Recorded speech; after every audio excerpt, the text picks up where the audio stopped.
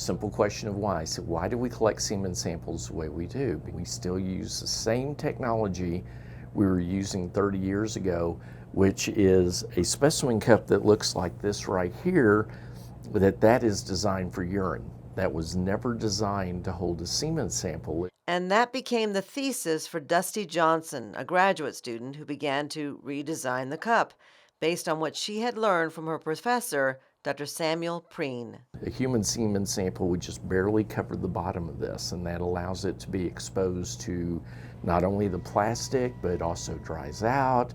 It gets cold in a hurry. With some help from Dr. Lindsay Penrose, director of the lab, these three came up with a new kind of cup to store and save the semen in a healthier environment. It actually looks like a tiny little thermos.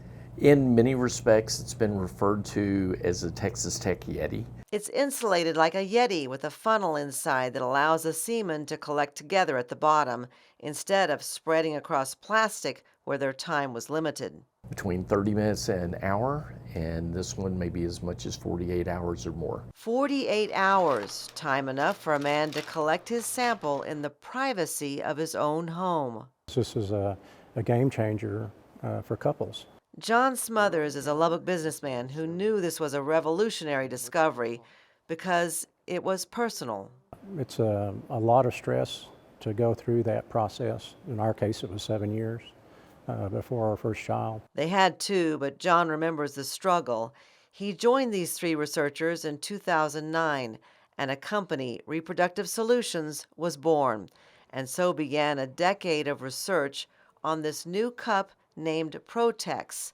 Ironically, it was the pandemic that revealed the value of Protex, with more people staying at home. That's one of the things that COVID did help us prove to people, is that men can collect at home. They don't have to do it in the clinic. Even when home is somewhere in West Texas that requires a long drive back to Lubbock, Protex keeps the sample safe. People have said, do you think you'll get rich? And I'm going, I don't care. We're trying to change the world now, not in the future. My wife passed away from cancer 4 years ago, and I made her a promise. You would take this as far as it could go? Hmm. Wow. And you are. I am.